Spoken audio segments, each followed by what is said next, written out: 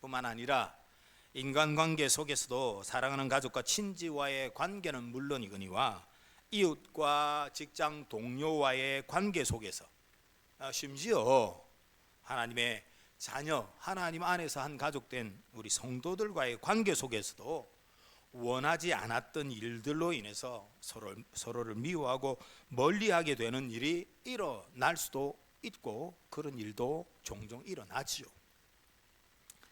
그런 인생길을 생각해 보니까 올 한 해도 참 하나님의 은혜로 잘 걸어왔다라는 고백을 하게 되는 것이죠. 한 해를 마무리하는 마지막 주일에 생각해 보게 되는 것은, 먼저는 세월이 참 빨리도 흘러간다. 그죠? 많은 분들이 그렇게 이야기해요. 목사님, 벌써 한 해가 지났네요. 세월이 참 빨리 흘러간다. 성경이 또 그것을 이야기하고 있습니다. 물론 우리 어린 아이들이나 젊은 청년들은 어떻게 느끼실지 모르겠지만, 나이가 들면 들수록 성경에 기록된 말씀이 참 마음에 와닿아요. 세월이 참 빨리 흘러가는구나. 그리고 짧지 않은 한 해를 살아오면서 참 여러 가지 일들이 있었지만 오늘 이 시간까지 지나온 것이 참 하나님의 은혜입니다. 감사입니다. 그렇게 고백하게 되는 것이죠.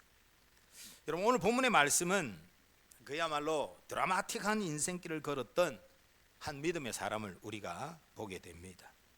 그의 일생을 한마디로 말한다면 그야말로 참 하나님의 은혜로 살았던 인생이다 라고 말할 수 있습니다.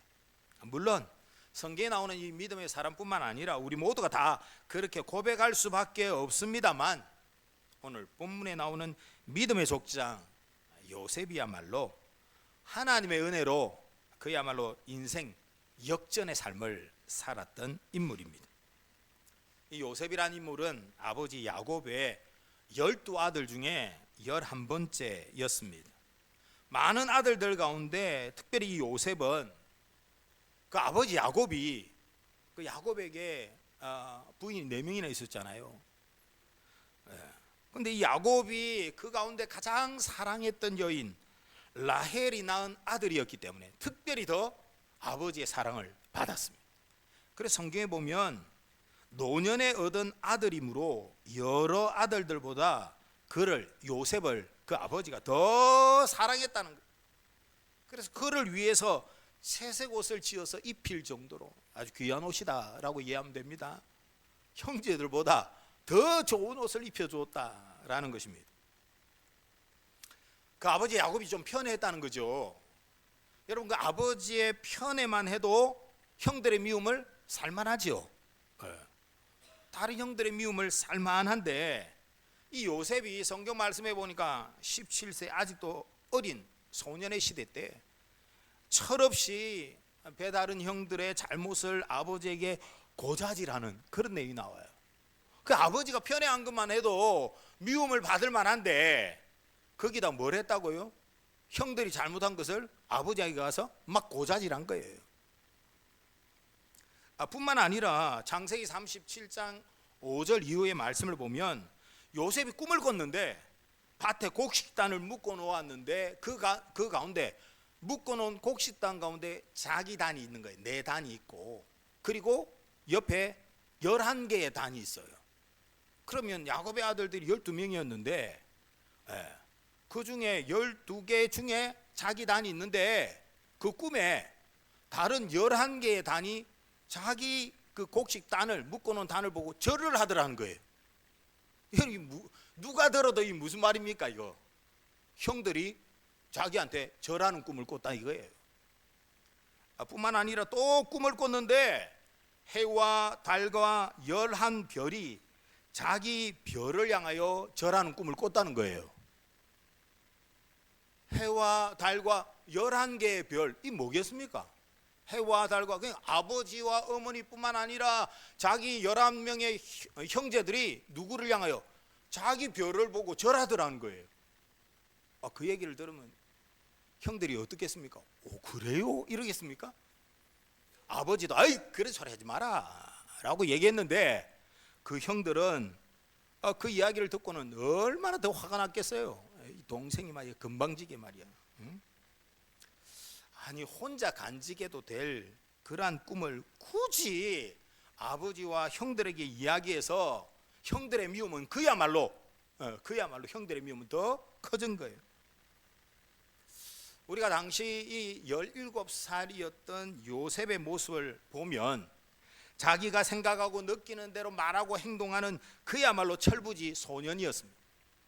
형들의 기분이나 감정보다는 자기의 감정과 생각을 따라 말하고 행동하는 이 요셉에 대해서 성경에 보니까 형들이 시기하였다라는 거예요. 시기하였다. 이게 시기하는 마음이 나중에는 어떻게 해요? 가만두고 싶지 않다, 죽이고 싶다, 이런 마음이 막 일어나는 거죠. 형들의 미움과 분노는 더 커져서 요셉을 죽이려고까지 한 것입니다. 그러나 그 형제 중에 유다의 그 형 중에 유다의 만류로 결국 요셉은 노예로 팔려가고 말지요.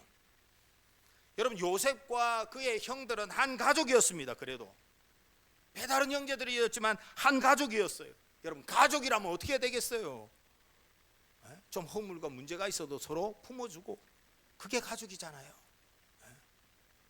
서로 사랑해야 되는 그게 가족이잖아요. 그런데 성경에 나타나는 믿음의 가정의 이 모습 보니까 서로 미워하고 죽이는 정말 깨어져 버린 그러한 가족의 모습을 우리가 보게 되는 것입니다.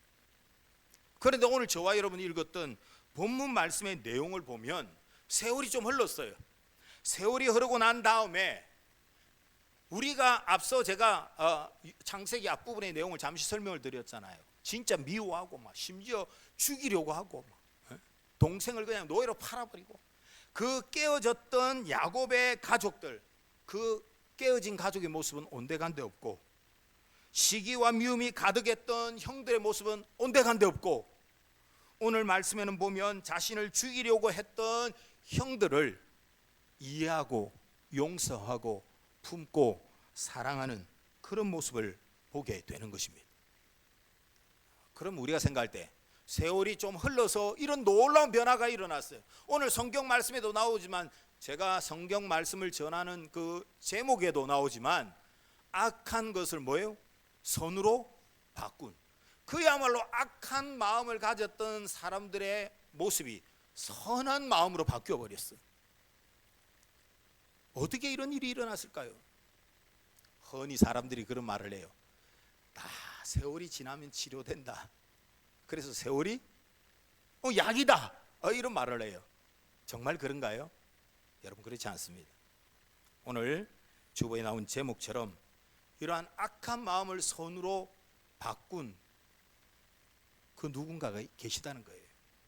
그분이 누구냐? 하나님이라는 거예요. 하나님의 은혜로 이런 놀라운 변화가 있었다라는 것입니다. 세월 이야기 아니라 하나님의 은혜였음을 성경이 증언하고 있다라는 것입니다. 제가 앞서 언급했지만 야곱의 가족과 요셉에게 일어난 놀라운 변화, 그 사이에 세월이 흘렀다고 했습니다. 어떤 일이 있었죠? 앞서 말했지만 아버지 야곱의 편애로 시작된 형제들이 그 시기함으로 요셉을 죽이려고 하다가 결국은 애굽에, 이집트에 노예로 넘겨버렸습니다. 요셉이 어린 나이에 애굽, 이집트에 노예로 잡혀가서 노예 생활을 한 거예요. 그래서 어떤 사람들은 애굽에서의 그 노예 생활을 통하여 요셉이 연단을 받았다라고 말하는 사람도 있습니다만은 절대 아니죠. 성경 말씀을 자세히 우리가 들여다보면 정말 자기 중심적으로 살았던 요셉이, 물론 그 자기 중심적으로 살았던 요셉이 애굽의 보디발이라는 사람의 집에서 13년 동안 다른 사람을 섬기는 노예로 살게 되어지니까 얼마나 아버지의 극진한 사랑을 받다가 정말 자기가 원한 거, 자기가 생각한 대로 말하고 행동하고 그렇게 살다가 노예 생활을 시작했으니까 그 노예 생활을 통해서 얼마나 사람이 많이 꺾이고 닦이고 연단을 받았을까 생각할 수 있습니다만은, 그러나 성경 말씀에 보면 그 기간 동안에 요셉에게 일어난, 그것도 반복적으로 요셉에게 일어난 그러한 놀라운 일이 뭐냐? 하나님이 함께 하시는 하나님의 은혜, 그것이 그렇게 막 어떻게 보면 부러울 것 없이 사랑받던 그 아이가 노예 생활을 하게 되는, 이런 어떻게 보면 참 그렇게 되면 얼마나 그 삶이 비참하겠어요. 죽고 싶지 않겠습니까? 그럼에도 불구하고 그 기간 동안, 그 시간 동안 성경 말씀에 보니까 도리어 요셉은 형통한 삶을 살았다라고 증언하고 있습니다. 어떻게 그게 가능해요? 노예로 잡혀갔는데, 노예로 잡혀갔을 뿐만 아니라 나중에 보면 노예 생활을 하고 있는 그곳에서 조금 인정받고 주인에게 인정받고 살만한데, 그 주인의 아내가 어떻게 해요? 요셉을 유혹하고 거기에 억울한 누명을 쓰고 어디로 갑니까? 감옥으로 가게 돼요.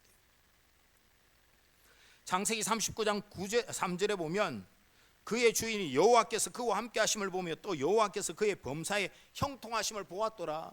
보디발의 집에 있는데 그 주인이 보니까 요셉이 참 훌륭하거든요. 노예인데도 불구하고. 그런데 그 요셉의 모습을 통해서 뭘 봤다는 거예요? 하나님이 함께 하시는 그런 소년이구나 라는 것을 보았어요. 뿐만 아니라 누명을 쓰고 감옥에 갇혔어요. 그런데 창세기 39장 23절에 보면 억울한 누명으로 감옥에 갇히게 되었을 때도 감옥의 간수장이 옥중 죄수를 다 요셉의 손에 맡기는 거예요. 그리고는 그 재반 사물을 요셉이 다 처리하고 간수장은 그냥 믿고 모든 걸 다 맡겼다는 거예요. 이는 그렇게 할 수 있었던 것은 여호와께서 요셉과 함께 하심이라, 여호와께서 그를 범사에 형통하게 하셨더라 라고 기록하고 있는 거예요. 그러니 요셉의 일생을 보면 노예로 살고 감옥에서 살고 있는데도 불구하고 어떻게 요셉이 범사에 형통할 수 있었느냐? 그것은 노예로 살 때나 억울하게 감옥에 있을 때나 항상 누가요? 하나님이 요셉과 함께 하셨다라는 거예요. 하나님이 항상 함께 하셨고 또 그것을 누리는 삶을, 하나님이 함께하는 그러한 삶을 살아왔다라는 것입니다. 지난 성탄절에 제가 성탄절의 참된 의미에 대해서 말씀을 드리면서 임마누엘, 그 임마누엘 신앙에 대해서 말씀을 드렸습니다. 임마누엘 뜻이 뭐라고요? 하나님이 우리와 함께 하신다. 하나님이 우리와 함께 하신다는 이 약속의 말씀은 성경 처음부터 성경 마지막까지 계속 기록되어 있어요. 그리고 우리 예수님께서, 예수님의 또 다른 이름 임마누엘, 하나님이 우리와 함께 하신다는 분명한 증거가 되시는 그 예수님, 그 예수님께서 직접 이 땅에 태어나신 뿐만 아니라 부활 성천하시는 마지막 순간에도 남기신 약속의 말씀이 뭡니까? 볼지어다 세상 끝날까지 내가 너희와 항상 함께 한다라는 것입니다. 여러분, 말씀은 진리이십니다. 진리이기 때문에 그 약속의 말씀은 오늘 이 시간도 똑같습니다. 여러분, 하나님이 우리와 지금도 함께 하심을 우리는 믿습니다. 요셉에게 일어난 놀라운 변화, 아니 그렇게 철부지없던 소년이 세월이 좀 흘렀다고 해서 이렇게 멋진 그러한 성숙된 모습으로 나타나고 있는가? 어떻게? 노예 생활의 연단이었습니까? 아니에요. 노예 생활의 그 모진 고난과 억울한 누명을 쉬고 감옥에 있는 그 고통, 그것이 요셉을 인간으로 만든 게 아니고요, 인간답게 만든 게 아니고요, 성경 말씀은 무엇을 얘기하고 있습니까? 그와 함께 하신, 그와 늘 함께 하신 하나님의 은혜였다라는 것입니다. 여러분, 보디발의 집에서 노예로 살게 된 것도 사실은 생각해 보면 얼마나 억울하겠어요. 그렇게 사랑받던 아들이었는데 형들이, 그것도 형들이 아무리 배다른 형들이지만 그래도 가족인데 자기를 노예로 팔아버렸어요. 얼마나 억울하겠어요. 생각만 하면 그냥 막 밤에 잠을 못 잘 것 같아요. 제가 이 입장으로 싹 들어가 보니, 생각해 보니까. 그런데 거기에 더해서 주인에게 참 인정을 받고 그나마 노예 생활하면서도 주인에게 인정받고 있다가, 그런데 그 주인의 아내가 말이야, 쥐가 유혹을 해놓고 그 유혹을 거절했다는 이유 때문에 아주 억울한 모함을 받아서 2년을 감옥에서 지냈습니다. 그러니까 그 감옥에 들어가는 그 순간은 또 생각해 보니까 진짜 아마 살기 싫을 것 같아요. 그런 억울함과 고난 속에서도 성경은 뭐예요? 아무리 생각해도, 제가 생각해 보니까 제가 그 입장에 있으면 못 살 것 같아요. 그런데 그런 상황 속에서도 범사의 형통함을 누릴 수 있었다. 요셉은 범사의 형통함을 누렸다는 거예요. 바로 하나님의 은혜 때문이죠. 하나님의 은혜는 요셉이 약속의 땅에 있을 때뿐만 아니라 노예로 팔려갔던 애굽에서도 하나님의 은혜는 변함이 없었고, 감옥에 들어갔을 때도 하나님의 은혜는 변함없이 요셉에게 임한 것입니다. 분노와 억울함의 세력, 그 분노와 억울함이 그 마음을 가득 채울 그러한 형편과 상황이었던 그 요셉을 살린 것은, 그 요셉을 구원하신 것은 끝까지 변함없이 어디를 가든지 함께 해 주신, 요셉을 찾아와 주신 하나님의 은혜였다라는 것입니다. 요셉은 이 사실을 너무나 잘 알고 있었고 깨달았기 때문에 그가 감옥에서 억울한 이제 누명을 다 벗고 다 벗었는지 자세히 기록은 안 되어 있지만 어쨌든 하나님께서 꿈을 해석하게 하시고 애굽의 왕의 꿈을 해석하게 하시고 결국은 어느 자리까지 올라요? 이스라엘의 애굽의 총리가 되잖아요. 애굽의 총리가 되는 그야말로 역전 인생을 살아가는 그때에 결혼해서 이제 아들을 낳았습니다. 요셉의 첫 아들의 이름이 무엇입니까? 므낫세입니다. 이 므낫세 이름의 뜻이 무엇일까요? 그 므낫세 이름에 요셉이 걸어온 인생의 신앙 고백이 담겨 있어요. 므낫세 이름의 뜻이 뭘까요?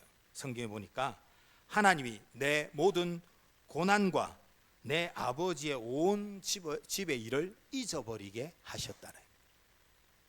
그 억울함과 분노의 모든 것들을 다 잊어버리게, 다 녹여주셨다는 거예요. 뭐가요? 노예 생활이요? 아니에요. 감옥에서의 그 고난이 아니고 하나님의 은혜입니다. 이 고백을 하고 있는 거예요. 그리고 둘째를 낳았어요. 둘째 아들이 태어나자 그 둘째 아들의 이름을 뭐라고 했습니까? 에브라임. 요즘 우리가 오후에 성경 공부까지 하고 하니까 우리 성도님들이 대답을 잘 하시네요. 에브라임, 실질적인 이스라엘의 또 장자의 역할을 했던 에브라임 지파. 그 에브라임, 이 이름의 뜻이 뭔가? 하나님이 내가 수고한 땅에서 번성하게 해 주셨다라는 고백입니다. 미움과 원망과 복수의 쓴뿌리를 모두 걷어내어 주신 하나님의 은혜, 그 하나님의 은혜가 오늘 나로 하여금 번성하게 하여 주셨다, 형통하게 해 주셨다, 이 신앙 고백을 하고 있는 것입니다. 그리고 여러분 맞죠? 하나님의 은혜가 요셉을 살린 것입니다. 13년의 노예 생활과 애굽에서의 총리로서 애굽 사람들을 살리고 자신의 가족들, 친척들까지 살리게 되어진 이 요셉의 삶, 그 요셉의 인생을 들여다보면 요셉의 인생 역전, 요셉이 이렇게 놀라운 변화, 악한 것을 선으로 바꾸는 이 놀라운 모습들은 애굽에서의 성공, 변화된 그런 어떤 인생, 높은 지위, 그것이 아니라 어떤 상황에서든 그와 함께 하신 하나님의 은혜였다라는 것입니다. 그러므로 오늘 본문 말씀이 기록하고 있는 내용은 요셉이 애굽의 총리가 되어서 애굽을 다스릴 때에 애굽에 하나님께서 꿈을 통하여 말씀하신 것처럼 7년 풍년과 7년 흉년이 있었죠. 그런데 흉년이 2년째를 맞이할 때에 그 흉년이 얼마나 극심했는지 애굽뿐만 아니라 그 아버지와 형들이 있는 가나안까지 흉년이 온 것이요. 그러니까 당연히 애굽에는 곡식이 그래도 여유가 있더라 해서 그 야곱과 그의 가족들이 양식을 먹을 것을 구하기 위해서 애굽으로 찾아오게 되어집니다. 양식을 얻기 위해서 애굽에 온 형들은 자신들이 죽이려고 하다가 노예로 팔아버렸던 요셉을 만났습니다. 상상할 수 없는 거죠. 자신들이 미워해가지고 죽이려고 하다가 노예로 팔았는데 요셉이 그 동생이 애굽의 총리가 되었을 것이라고는 꿈에도 생각하지 못했을 것입니다. 요셉에게는 우리가 생각해 보면 그야말로 이제는 이전의 형들이 나에게 했던 짓에 대해서 복수할 기회가 온 것입니다. 그러나 여러분 오늘 본문 말씀에 요셉은 그 원수 같은 형들에게 뭐라고 말씀하고 있습니까? 당신들이 나를 이곳에 팔았다고. 그러니까 형들이 한 짓을 기억하고 있는 거예요. 세월이 지나도 잘 알고 있어요. 형들이 자기를 팔았다는 것을. 그러나 그 형들에게 뭐라고 말합니까? 근심하지 마소서, 한탄하지 마소서. 하나님이 생명을 구원하시려고 나를 당신들보다 먼저 보내셨나이다. 나를 이리로 보낸 이는 노예로 나를 팔아버린 당신들이 아니고 나를 이 길로 인도하신 분은 누구라고요? 하나님이십니다. 자신에게 일어난 일, 자신의 형편에 대해서 원망하고 불평하고 막 인생을 갖다가 그냥 막 원망하고 불평하고 살아갈 수 있었지만 하나님이 함께 하시고 하나님이 찾아와 주시고 하나님이 은혜를 베푸시니까 이런 놀라운 고백을 하고 있는 것입니다. 이렇게 놀라운 고백을 할 수 있었던 것은 아마 저는 노예로 만약에 팔려가고 난 다음에 형들을 빨리 만났다면, 형들을 먼저 만났다면 그 마음이 형들을 향한 미움과 원망이 아마 더 불일 듯하고 더 힘들었을 거예요. 그러나 원수 같은 형들을 만나기 전에 이 요셉은 노예로 팔려갔을 때도 감옥에서도 누구를 먼저 만났다고요? 하나님을 먼저 만난 것입니다. 하나님을 먼저 만나니까 그 하나님의 은혜로 요셉이 변화되어진 것입니다. 자신을 죽이려고 했던 형들, 그 형들을 향한 미움과 원망은 다 녹아져 버리고 도리어 그 형들을 살리고 오늘 말씀해 보니까 위로하는 놀라운 그러한 모습을 우리에게 보여주고 있는 것입니다.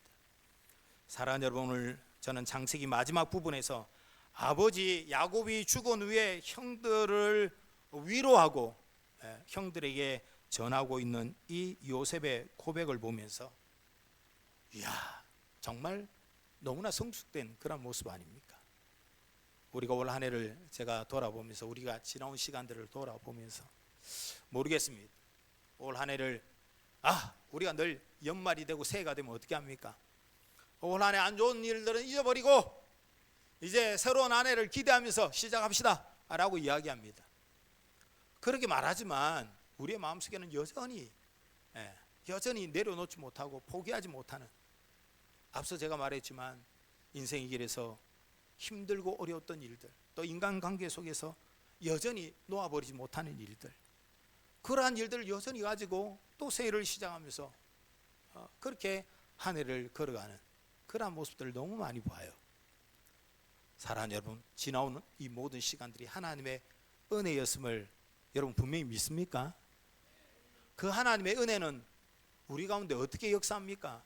우리 가운데 하나님이 기뻐하지 않는, 하나님이 원하지 않는 그러한 마음의 악한 마음들, 이거 목사님 우리가 뭐 교회도 다니고 신앙생활도 잘하는데 뭐 그래 악한 마음을 가지겠습니까? 라고 그렇게 반문하실지 모르겠지만, 여러분 죄송하지만 목사님 저에게도 지나온 시간들 속에서 마음속에 내 뜻대로 되지 않는 일들이나 어떤 관계 속에서 내가 이해하지 못하는 일들을 만날 때 그러한 것들이 적지 않게 제 마음을 힘겹게 하고 어렵게 만드는 그런 길들을 걸어오는 거예요. 그 한 해를 돌아보면 없다 말하지 못하고, 그리고 그것을 다 잊어버렸다라고 말하지 못하는 것이 우리의 인생의 연약함이에요. 사랑하는 여러분, 이 마지막 주일에 세상 사람들이 말하는 것처럼 이제 한 해의 마지막이니까 다 잊어버리세요. 그리고 새해는 새로운 마음으로 시작해 보세요. 여러분, 아무리 그렇게 말한다 할지라도 진정으로 우리 마음 가운데 정말 우리를 영적으로 더 힘겹게 만들고 어렵게 만드는 쓴뿌리들, 악한 마음들, 안 좋은 마음들, 그런 것들은 결국 누가? 하나님의 은혜만이 그 모든 것들을 녹일 수 있습니다. 하나님의 은혜만이 그것을 지울 수 있는 것입니다. 하나님의 은혜가 없었다면, 임마누엘의 은혜가 없다면, 여러분 생각해 보니까 어떻게 이 요셉이 또 야곱의 가족이 회복될 수 있겠습니까?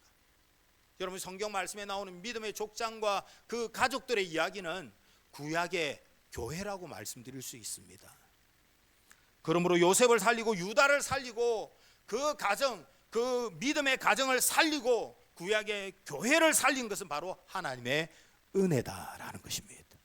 우린 전적으로 이 하나님의 은혜를 믿고 그 하나님의 은혜를 누리는 우리가 되어야 됩니다. 이 연말에 여러분 그 하나님의 은혜를 더 정말 지금까지도 하나님의 은혜로 살아왔지만 좀 남은 시간이 하나님의 은혜가 가득히 여러분의 심령 가운데 부어지기를 축복합니다.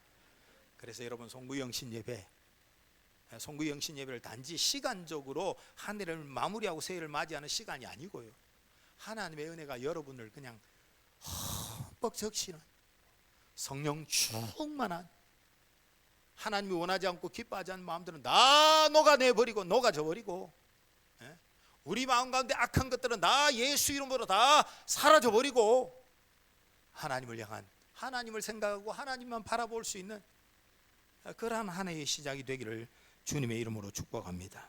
나를 살리고 우리를 살리고 우리 가정을 살리고 교회를 살리는 것은 하나님의 은혜인 것을 사랑하는 여러분, 이 마지막 주일에 제가 선포합니다. 이제 밝아오는 2026년은 우리 교회가 함께 지어져 가는 교회, 총회적으로 주제를 정하였는데 이 주제로 시작을 합니다. 상생은 뭐예요? 함께 살아나는 거예요. 성도들이 살아나고 교회가 살아나는 그런 한 해가 되어야 돼요.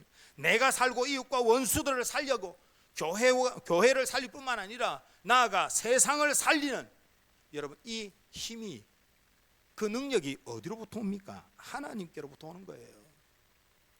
우리가 하나님의 은혜 안에 거할 때에, 하나님의 말씀이 내 안에서 강한 세력을 얻을 때에 우리가 세상을 살리고 세상도 변화시킬 수 있습니다. 여러분 우리의 결심과 힘으로는 되지 않습니다. 하나님의 은혜가 우리를 주장해야 됩니다. 다시 한번 이 말씀을 붙들고 기도하기를 원하는데, 세상을 이기는 힘, 세상을 구원하고 치유하는 능력은 바로 하나님의 은혜. 그 하나님의 은혜는 하나님의 말씀과 기도를 통하여 우리에게 주어지는 것입니다. 그 어떤 것도 말씀과 기도를 통해 부어주시는 하나님의 그 은혜를 대신할 수 없습니다. 다른 곳에서 여러분 찾지 마세요. 너무나 가까이에 하나님은 하나님의 은혜를 부으시는데, 무엇을 통해요? 하나님의 말씀과 기도를 통해 우리에게 하나님의 은혜를 부으십니다. 우리의 신념과 의지가 아니에요. 세상 사람들이 말하는 것처럼 이제 묵은 한 해 보내고 새로운 한 해, 그게 아니에요 여러분. 그러니까 여러분 송구영신 예배 때 다른 곳에 가지 마시고요, 제가 성탄절에도 크리스마스 우리가 하나님 앞에 예배하는 자리에 나와 있는 게 마땅하다 했는데, 성도들은 한 해를 보내고 새해를 맞이할 때에 우리에게 한 해를 정말 이 순간순간 위기와 문제들이 찾아오는 이 세상 가운데 우리를 지켜주신 하나님의 은혜에 마땅히 감사하고 2026년도 하나님의 은혜로 우리가 살겠습니다, 그렇게 시작하는 거예요. 그리고 하나님의 마지막 순간에 어디로 와야 되겠습니까? 하나님 앞에 예배하는 자리로 오시죠.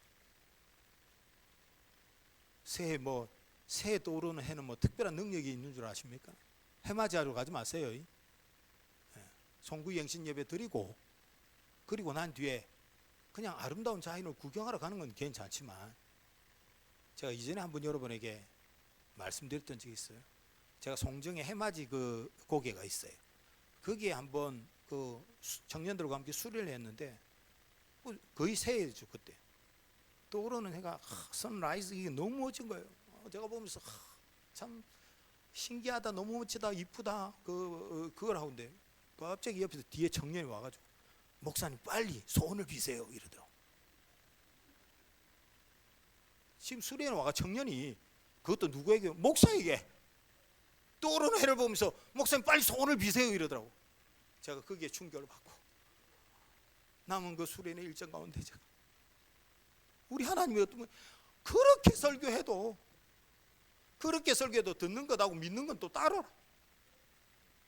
여러분 성도가 성탄절에 하나님 앞에 예배 자리에 안 나오고, 아니면 새해를 시작하면서 예배 자리에 아니라 해맞이 가면 성도의 모습이 아니죠. 사랑하는 여러분, 우리의 신앙의 고백은 분명합니다. 하나님의 은혜로 살아왔습니다. 앞으로도 우리는 하나님의 은혜로 살아야 됩니다. 내년에도 역시 말씀과 기도는 계속적으로 강조할 거예요. 왜요? 말씀과 기도를 통하여 부어지는 그 하나님의 은혜만이 내가 사는 길이고, 우리의 이웃들을 살리는 길이고, 교회를 살리는 길이고, 썩어져가는 세상을 살리는, 치유하고 살리는 길인 것을 우리는 분명히 믿습니다. 주신 말씀을 기억하시면서 우리가 한번 같이 기도하십시다. 기도하실 때에 오늘 주신 말씀을 기억하면서 감사합시다. 마지막 주일입니다. 하나님 돌아보니 모든 것이 하나님의 은혜입니다. 내년 한 해도 하나님의 은혜로 살기를 소망합니다. 혹 여전히 내 마음 가운데 녹이지 못한, 없애지 못한, 가지고 있는 마음의 선불이 무거운 그러한 것들이 있다면, 남을 미워하는 마음이 여전히 남아있다면, 내 마음 가운데 여전히 원수같이 여기는 일들이 있다면, 그가 있다면 하나님의 은혜만이 이 모든 것들을 녹임을 우리가 말씀을 통하여 봅니다. 하나님 정말 그 모든 것들을 다 녹여내버리고 하나님의 은혜로 충만하게 해 주시옵소서. 주신 말씀을 생각하시면서 한번 잠시 기도합시다. 기도합니다.